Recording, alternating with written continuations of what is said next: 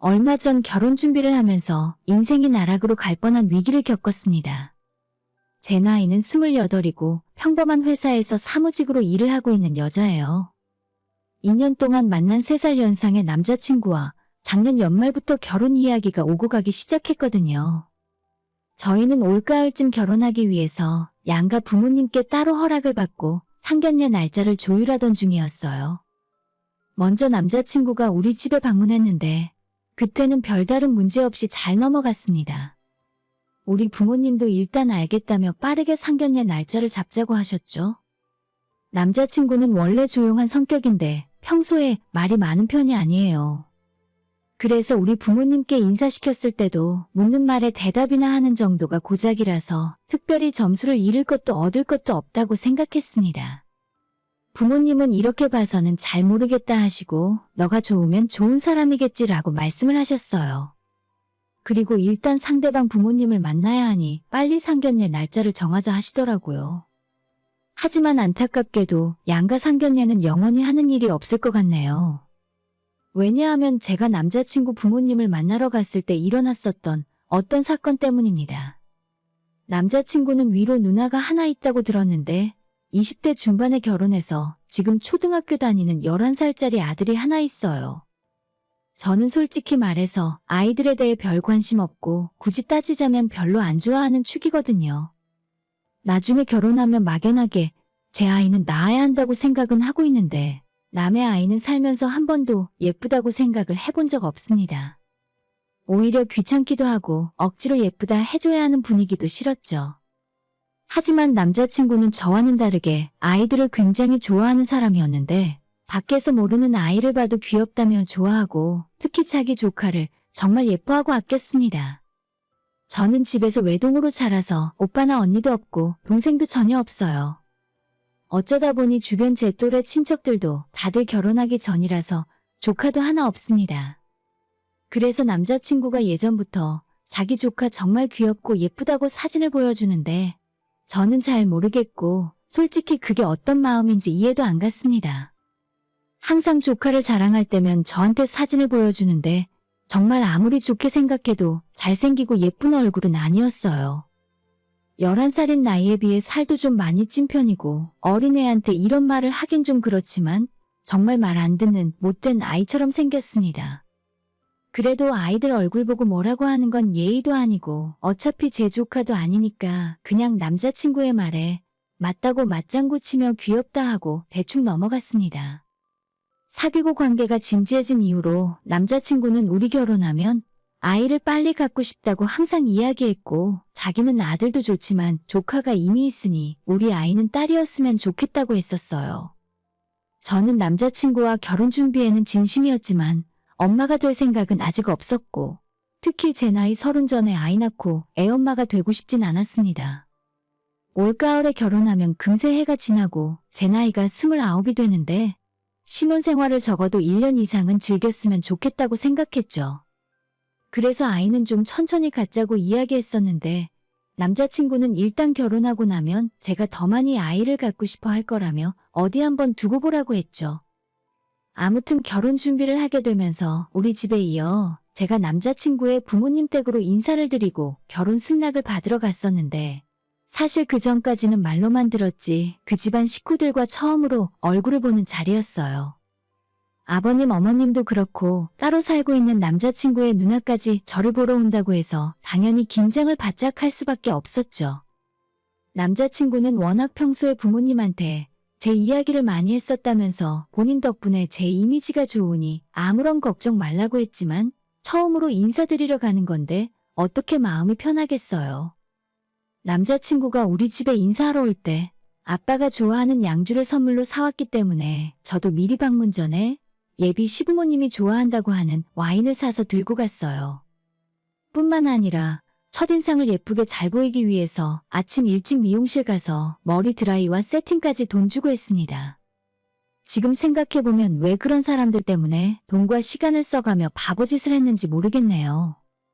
남자친구한테 오빠네 부모님은 평소 어떤 사람들이냐고 몇 번 물어본 적이 있는데 그냥 두 분 다 조용하시고 착하고 주변에서 인품 좋기로 소문난 분들이라 하더라고요. 법 없어도 살 사람들이라면서 우리가 결혼하고 난 다음에도 자기 엄마는 시집살이 같은 건 절대 시키지 않을 뿐이니 안심하라고 했어요. 물론 아들이 자기 부모에 대해서 하는 말이니까 대충 걸러듣긴 했는데 그래도 저렇게까지 말을 하는데 완전히 상식을 벗어난 사람들은 아니겠거니 생각하고 있었습니다. 남자친구가 아파트 정문까지 저를 마중 나와 있었고 안내를 받으며 집으로 들어갔어요. 그것과는 별개로 정말 많이 긴장이 되더라고요. 약속 시간보다 15분 정도 일찍 도착해서 아파트 정문 앞에 마중 나온 남자친구와 먼저 만났고 현관문을 열고 들어가자 부모님이 저를 반갑게 맞아주셨습니다. 그리고 누나도 와 있었고 엄청 개구장이처럼 생긴 사진 속에서만 봤던 남자친구의 조카 역시 집에 같이 와 있었습니다. 안 그래도 살이 좀 찐 편이었는데 실제로 보니 11살이라고는 믿기 힘들 정도로 사진으로 볼 때보다 조금 더 크게 느껴졌습니다. 아이를 별로 좋아하지 않는 저이지만 첫인상을 좋게 하고 싶어서 먼저 아이에게 인사를 건넸는데 손에 들고 있는 핸드폰에만 시선을 고정한 채로 제가 하는 인사를 듣고 대꾸도 하지 않더라고요. 저한테만 그러는 줄 알고 무시하는 건가 싶었지만 나중에 보니 제 남자친구가 하는 말도 무시하고 어머님 아버님이 뭐라고 하던 말던 신경도 안 쓰고 대답도 거의 하지 않았습니다. 세상에 이렇게 싸가지 없는 애가 또 있나 싶을 정도였는데 어차피 내가 자주 볼 것도 아니라 상관도 없었습니다. 어머님께 제가 가져온 선물을 건네드렸고 이제 식사 준비가 거의 다 되어 가니까 잠깐 거실에 다 같이 앉아서 기다리라고 하셨어요. 어머님이랑 남자친구의 누나가 주방에서 마지막으로 상차림을 하고 있었는데 가만히 앉아있기 눈치가 보였습니다. 제가 수저라도 놓던지 뭐라도 도우려고 했지만 너는 오늘 손님으로 왔으니까 그냥 거실에서 조용히 앉아있으라 하더군요. 아버님이랑 잠시 대화를 나누고 남자친구 조카에게 또다시 말도 한번 걸어봤는데 여전히 저한테는 눈길도 주지 않고 대답도 하지 않았습니다. 그러는 사이에 식사 준비가 다 되었고 온 가족이 커다란 상에 둘러앉아서 밥을 먹기 시작했어요. 그쪽 가족들이 제게 간단한 질문도 하고 저도 어머님 음식 솜씨 칭찬도 하면서 나름대로 화기애애한 분위기가 이어졌습니다. 한참 대화를 나누면서 밥을 먹고 있었는데 조카는 금방 자기 밥그릇을 다 비우더니 아주 자연스럽게 냉동실에서 아이스크림을 꺼내들고 방으로 들어가 버렸어요. 하루 종일 핸드폰으로 유튜브를 보며 게임을 하는 것 같았는데 아직 어린애한테 저렇게 핸드폰을 하루 종일 보게 해도 되나 싶었죠. 그것과는 상관없이 저희들끼리 식사 분위기는 좋았고 양가 상견례 날짜는 언제로 하는 것이 좋은지 등의 이야기가 계속되었습니다. 2시간 정도 대화를 나누며 밥 먹고 차 마시고 상견례 날짜를 대충 정한 뒤에 저는 시간이 너무 늦어져서 집으로 돌아가려고 했죠. 인사를 드리고 제 가방을 챙기기 위해서 아까 아이가 들어간 방의 문을 열었습니다. 안녕? 누나 이제 갈게. 다음에 또 만나자. 제가 아이한테 돌아간다는 인사를 했는데도 곁눈질로 저를 힐끗 한번 쳐다보더니 그냥 다시 핸드폰에 시선이 고정되었습니다. 물론 대답도 전혀 하지 않았고요. 속으로 뭐 저런 애가 다 있나 싶어서 그냥 제 가방만 챙겨 들고 나왔는데 애엄마가 멋쩍은 듯 웃으면서 요즘 아들 키우는 게 다 그렇다고 벌써 사춘기가 왔는지 부모랑도 이야기를 잘 안 한다 하더라고요. 그냥 그렇구나 싶어서 부모님께 인사드리고 빠져나왔어요. 남자친구가 또다시 택시 타는 곳까지 저를 바래다 주었고 빨리 집에 돌아가서 우리 부모님에게 상견례 날짜를 본격적으로 상의해야겠다는 생각뿐이었습니다. 다른 곳 들르지 않고 바로 집으로 돌아왔고 방에 옷 갈아입고 나서 가방을 옷장 안에 넣어두고 그 안에 있는 물건을 꺼내려고 했어요. 그 가방이 평소 잘 들고 다니지 않는 비싼 가방이라서 비워두고 있거든요. 다른 건 전부 그대로 있었는데 제 지갑이 통째로 사라져서 보이질 않는 겁니다. 남자친구 집에서 올 때는 핸드폰으로 택시를 호출해서 왔기 때문에 지갑을 꺼낼 일이 없었는데 갈 때는 지하철 탈 때 교통카드를 분명히 찍었거든요. 다행히 지갑에 있는 돈이 엄청 큰 돈은 아니고 5만원짜리 한 장과 만원짜리 5장이 있었어요. 돈이 문제가 아니라 그 안에 카드랑 신분증이나 중요한 것들이 많잖아요. 그걸 언제 다 일일이 재발급을 받아야 할지도 모르겠고 머리가 지끈지끈 아파왔습니다. 중간에 제가 지갑을 떨어뜨려서 잊어버렸나 하고 다시 천천히 생각을 해봤는데 분명히 남자친구네 집 앞 지하철역에서 나올 때 교통카드를 찍고 그리고 나서 제 가방에 넣었던 기억이 확실하게 있습니다. 제가 평소에 덜렁거리는 성격도 아니고 살면서 아주 어릴 때를 제외하면 지갑이나 다른 중요한 물건을 잃어버리고 다닌 적도 없어요. 남자친구네 집에 가자마자 가방과 입고 간 얇은 외투는 남자친구 방에 넣어두라고 하길래 방 안에 있는 옷걸이에 걸어두었거든요. 당연히 한 번도 열어서 안에 있는 물건을 건드린 적도 없고 집에 올 때까지 그대로 있었을 겁니다. 이 상황에서 의심이 되는 건 방 안에서 핸드폰을 하고 있던 남자친구의 조카 하나뿐인데 의심만 할 수 있는 거지 혹시 내 지갑을 훔쳐갔냐고 대놓고 물어볼 수도 없잖아요. 머리는 아프지만 일단 급하게 신용카드부터 정지를 시키고 나머지 문제는 그 다음에 생각하는 게 낫겠다 싶었어요. 어차피 카드 분실 신고는 주말이건 평일이건 상관없이 언제든 할 수 있으니 핸드폰을 들고 카드 회사 전화번호를 검색하고 있었는데 그때 갑자기 문자 알림이 뜨더라고요. CU 편의점 27,500원. 하는 생각이 들어서 순간 머리가 하얗게 되었습니다. 누군가 제 지갑을 훔쳐간 것으로도 모자라 카드까지 긁고 다니다니. 이거 완전 간이 배 밖으로 튀어나온 놈이구나 싶었죠. 경찰에 신고를 해야 하나 어떻게 해야 하지? 순간 고민을 하고 있었는데 또다시 똑같은 편의점 이름으로 이번에는 10만 원 정도가 추가 결제되는 겁니다. 아마 한번 긁어보고 결제가 승인되니까 다시 더 많은 물건을 사는 것 같았어요. 안 되겠다 싶어서 바로 카드 회사에 정지 신청을 했고 카드 결제가 됐던 그 편의점에 전화를 걸었죠. 아르바이트생이 제 전화를 받았는데 방금 카드로 10만 원을 결제한 사람 있냐고 물어봤더니 어떤 초등학생이 엄마 카드를 가져와서 게임 카드 같은 걸 사갔다는 겁니다. 저는 몰랐는데 이번에 알게 되었어요. 편의점에서 아이들 핸드폰 게임에 쓰는 돈을 카드로 결제할 수 있더라고요. 아무튼 그 아이 어디 갔냐고 하니까 바로 나가서 사라졌다 하고 제가 경찰에 신고하고 지금 갈 테니까 CCTV 있으면 자료 좀 확보해달라 부탁을 했죠. 바로 경찰에 카드 도난 사용 신고를 해놓고 저는 그 편의점으로 택시를 타고 달려가고 있었는데 혹시나 하는 생각에 남자친구에게 이 사실을 알렸습니다.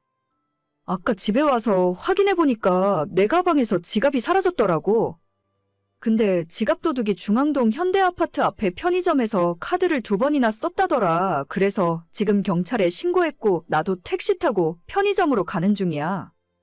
제가 편의점 위치를 이야기해줬더니 남자친구는 깜짝 놀라면서 거기 자기 누나네 집 앞 편의점이라 하더군요. 솔직히 이때부터는 99%도 아니고 100% 확신을 하고 있었습니다. 일단 경찰 불렀으니까 같이 CCTV 확인하고 범인 잡으면 다시 연락을 한다고 했죠. 출동한 경찰관분들이 저보다 먼저 편의점에 도착해 계셨고 원래 저는 CCTV 화면을 볼 수 없다고 했습니다.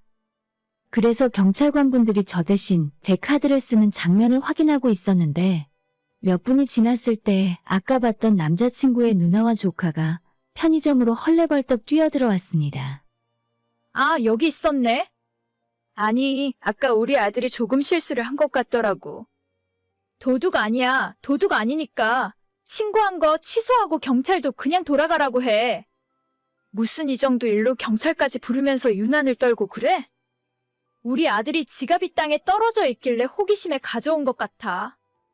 여기 있어. 돈도 그대로 있을 거야. 근데 이미 쓴 건 어쩌겠어? 앞으로 외숙모 될 사람인데 용돈 줬다고 생각해.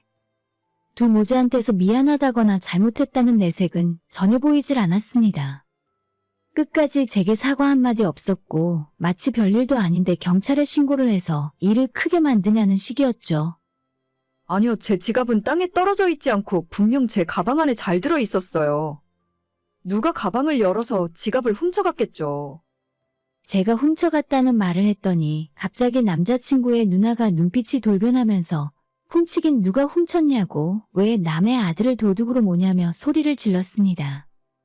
편의점 뒤에 사무실 공간에서 CCTV를 확인하고 있던 경찰관분들이 저희가 싸우는 소리를 듣고 밖으로 나와서 말리셨습니다.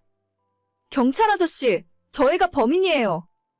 데려가서 홍구멍을 내주고 처벌 좀 해주세요. 어차피 우리나라 법 때문에 어린아이가 도둑질을 해도 처벌을 하지 못한다는 건 알고 있습니다. 그래도 너무 화가 나서 이대로 그냥 넘어가진 못하겠더라고요. 제가 바락바락 대들고 화를 냈더니 그제서야 남자친구의 누나가 대체 돈을 얼마나 썼길래 이 난리냐고 자기가 대신 갚아줄 테니 그만하자 하는 겁니다. 물론 카드로 긁은 13만 원은 받아내야죠. 뭐가 예쁘다고 저런 놈한테 제가 용돈을 주겠습니까? 13만 원 달라고 했더니 저보고 거짓말하지 말라며 애가 무슨 돈을 그렇게 쓰냐고 따지더군요. 그래서 카드 사용 내역 보여주고 아르바이트생도 옆에서 저 애가 그 카드를 써서 계산한 게 맞다고 제 편을 들어주었습니다. 아니, 애가 이렇게 큰 돈을 쓰는데 당신은 안 말리고 뭘 했어? 결국 당신 잘못이네? 당신이 매출 올리려고 일부러 우리 애한테 비싼 물건 사게 한 거 아니야?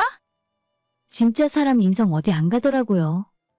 이 와중에도 사과를 하거나 자기 애를 혼내기는커녕 아무 죄 없는 아르바이트생에게 책임을 떠넘기려고 하고 있었습니다.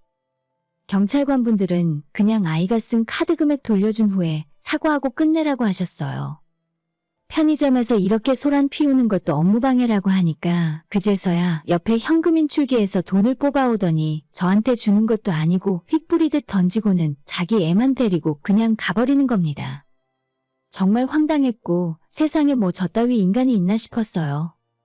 결혼이고 뭐고 저런 집안 사람들이랑 한 식구로 엮이고 싶은 마음이 싹 사라져버렸습니다. 아르바이트생에게 미안하다고 제가 대신 사과를 한 뒤에 출동했던 경찰관분들까지 세 분에게 음료수 하나씩 사드리고 저는 다시 택시를 타고 집에 돌아왔어요. 너무 한꺼번에 많은 일이 생겨서 정신이 하나도 없었는데 남자친구한테서 어떻게 됐냐며 물어보는 연락이 왔습니다. 그래서 자초지종 설명하고 미안한데 우리 결혼 이야기는 없던 일로 하자고 말했습니다. 뭐? 그게 무슨 소리야? 서로 오해도 풀렸고 돈도 돌려받았다면서? 그럼 다 끝난 일인데 우리 결혼을 왜 취소해? 그리고 애가 뭘 알겠어? 그냥 지갑이 눈에 보이니까 가져가고 싶었겠지. 방에 둔 어른 잘못도 있는 거야. 아니, 이 와중에도 제 편이 아니라 자기 조카랑 누나 편을 들고 있었습니다. 서로 간에 오해도 다 풀렸고 이제 다시 상견례 날짜 잡고 결혼 준비 제대로 시작해보자. 라고 하는데 이 집안 인간들은 기본적인 도덕 규범 자체가 저와는 다른 것 같더라고요. 도둑질 하다가 들켜도 다시 돌려줬으면 끝인가요? 제대로 저한테 사과를 하고 아이를 따끔하게 혼을 냈더라도 결혼을 한 번쯤 다시 생각을 해봤을 텐데 온 식구들이 하나같이 뻔뻔했습니다. 남자친구의 이런 태도는 물론이고 그 집안 누나가 방금 전에 악을 쓰던 모습이 떠오르면서 이 남자랑 결혼하면 평생 거지 같은 식구들 사이에서 내가 고생만 하며 살겠구나 싶더라고요. 그래서 남자친구에게 우리는 정말 인연이 아닌 것 같다고 서로가 생각하는 것부터 너무 크게 다르니까 이대로 헤어지는 것이 낫겠다고 이야기했죠. 그제서야 남자친구는 자기가 잘못했다며 누나랑 조카한테도 오늘 일은 큰 교훈이 되었을 거니까 그냥 한 번만 용서해주고 그냥 넘어가자 하네요. 13만 원? 돈 다시 돌려받았잖아. 별 일도 아닌데 그냥 너도 잊지 마고 넘어가자. 내가 대신 사과할게. 별일이 아니긴요. 저는 살면서 이런 일을 처음 겪어봤어요. 누군가의 가방을 뒤져서 지갑을 훔치는 일이 별일이 아닌 건가요? 그것도 아직 초등학교밖에 다니지 않는 어린아이인데도 훔친 지갑에서 신용카드를 꺼내 편의점에서 13만 원이나 긁었잖아요. 웬만한 일이었으면 뉴스에 나왔을 겁니다. 저는 남자친구에게 정나한테 진심으로 사과하고 싶으면 건성으로 넘기지 말고 나를 이상한 여자 취급했던 당신 누나랑 내 지갑 훔쳐간 당신 조카까지 다 나를 찾아와서 내 앞에 무릎 꿇고 정식으로 사과하라 했습니다. 제 말에 남자친구는 너 진짜 유치하게 굴지 좀 마. 살다 보면 이런저런 오해가 생길 수도 있는 거지. 라고 하면서 끝까지 정신을 차릴 생각이 없었어요. 그냥 더 이야기하고 싶지도 않고 앞으로 두 번 다시 만나고 싶지도 않으니까 나한테 연락하지 말라 하고 전화를 끊었습니다. 그 이후로도 한동안 남자친구는 계속 제게 전화를 하고 문자를 보냈습니다. 겨우 이런 작은 일로 결혼 생각까지 했던 우리가 헤어지는 것이 말이 되냐고 하는데 다시 한번 말하지만 저한테는 절대 작은 일이 아니었습니다. 앞으로 연락하지 말고 당신 식구들이랑 귀여운 네 조카와 함께 행복하게 살라고 이야기했죠. 그로부터 며칠 후에 막무가내로 저희 회사 앞으로 찾아온 적도 있는데 그냥 무시해버리고 지나쳤습니다. 그 집에 인사하러 갔을 때 함께 밥을 먹고 이야기 나눌 때까지만 해도 정말 좋은 사람들이라 생각했거든요. 겉으로 웃고 친절하게 대해주는 모습에 하마터면 깜짝 속아서 결혼 날짜를 잡을 뻔했습니다. 이제 와서 생각해보면 그대로 아무 일 없이 결혼까지 했더라면 제 앞날이 어떻게 되었을까 하는 생각도 드네요. 싸가지도 없고 손버릇까지 나쁜 조카와 그 조카를 무작정 감싸고 도는 식구들을 생각하면 언제든 이런 일이 다시 벌어져도 이상하지 않다고 생각해요. 우리 부모님이 명절에 차례상을 잘 차린 덕분에 조상 신이 한번 도와줬다고 밖엔 생각이 안 들고 이제는 그날 제 지갑에 손을 댔던 그 아이에게 고마운 마음까지 듭니다. 덕분에 거지 같은 인간들 피할 수 있었잖아요. 오늘의 사연은 여기까지입니다. 구독과 좋아요, 알람 설정 부탁드려요. 다들 행복하시고 좋은 하루 되세요.